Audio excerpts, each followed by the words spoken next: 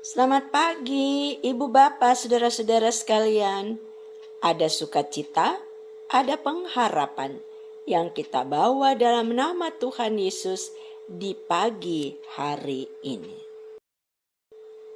Selamat berbahagia di hari ulang tahun kelahiran buat Ananda Nathanael Kis Andres Sekpel 3, Diaken Nyonya Maria Eni Yulistiwi Dalijo Sekpel 4, Saudari Raisa Yunike Rondonuwu Sekpel 4, Saudari Leksa Tista Lukas Sekpel 5. Juga selamat berbahagia di hari ulang tahun perkawinan buat Bapak Budianto Joko Sanyoto dan Ibu Maria Lukitawati Sekpel 7. Dukungan doa juga buat ibu bapak, saudara-saudara yang ada dalam kelemahan tubuh. Kiranya ada kekuatan dan kesehatan yang Tuhan Yesus berikan. Saudaraku, sebelum membaca bagian firman Tuhan, mari kita berdoa. Tuhan Yesus, tuntun pimpin kami manakala kami membaca bagian firman-Mu, agar kami paham dan kami mampu untuk melakukan dalam hidup yang Tuhan berikan. Amin. Firman Tuhan pada pagi hari ini terambil dari 1 Raja-Raja pasal 17 ayat 1 sampai 6 yang menyatakan, lalu berkatalah Elia orang Tisbe dari Tisbe Gilead kepada Ahab, demi Tuhan yang hidup, Allah Israel yang kulayani, sesungguhnya tidak akan ada embun atau hujan pada tahun-tahun ini, kecuali kalau kukatakan. Kemudian datanglah firman Tuhan kepadanya, pergilah dari sini, berjalanlah ke timur, dan bersembunyilah di tepi sungai Kerit, di sebelah timur sungai Yordan.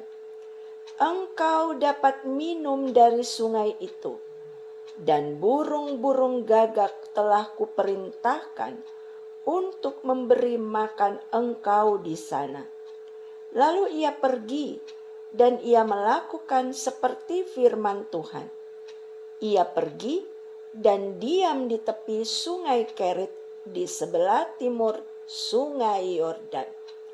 Pada waktu pagi dan petang, burung-burung gagak membawa roti dan daging kepadanya, dan ia minum dari sungai itu.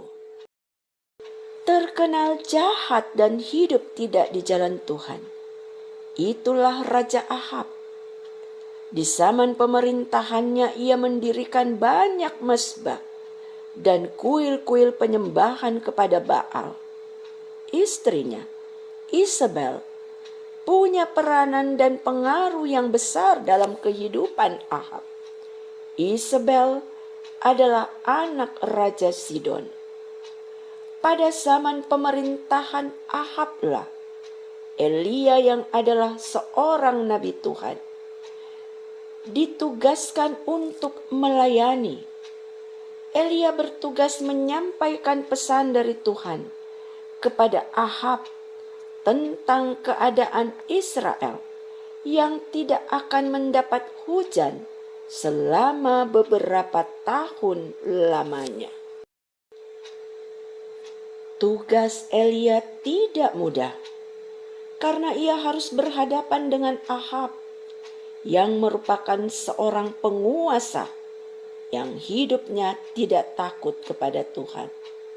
Di sisi lain, sebagai nabi Tuhan, Elia harus tunduk pada penugasan dari Tuhan.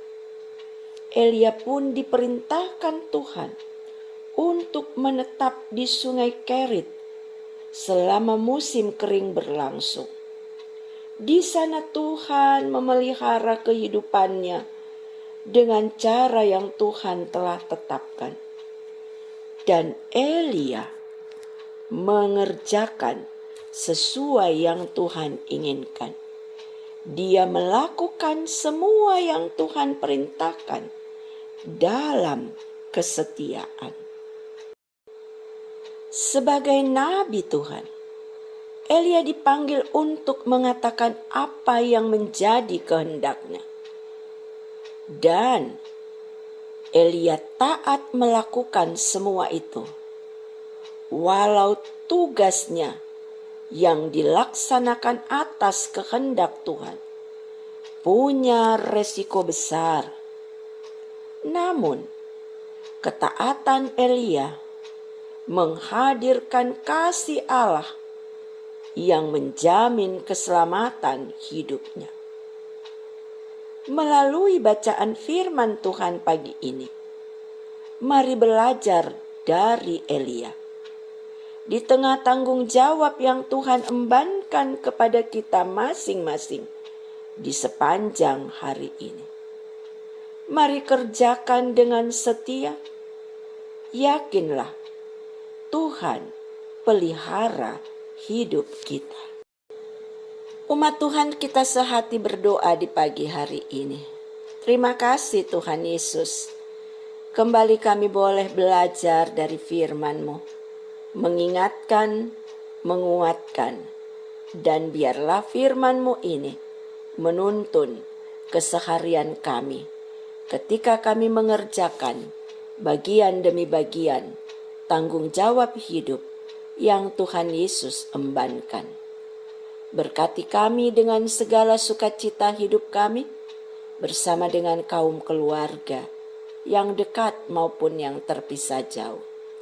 Berkati kami juga dengan tiap gumul kehidupan yang menjadi bagian di hari ini.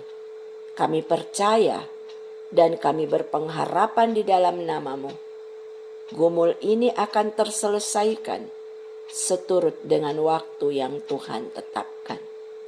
Berkati kami ya Tuhan dalam karya layan gereja-Mu. Mampukan kami agar kami hadir sebagai alat di dalam tangan-Mu, mewartakan kabar sukacita yang memberi pengharapan bagi banyak orang. Terima kasih Tuhan Yesus. Ini kami yang berharap, ini kami yang bersyukur. Dalam nama-Mu saja kami sudah berdoa. Amin. Selamat pagi.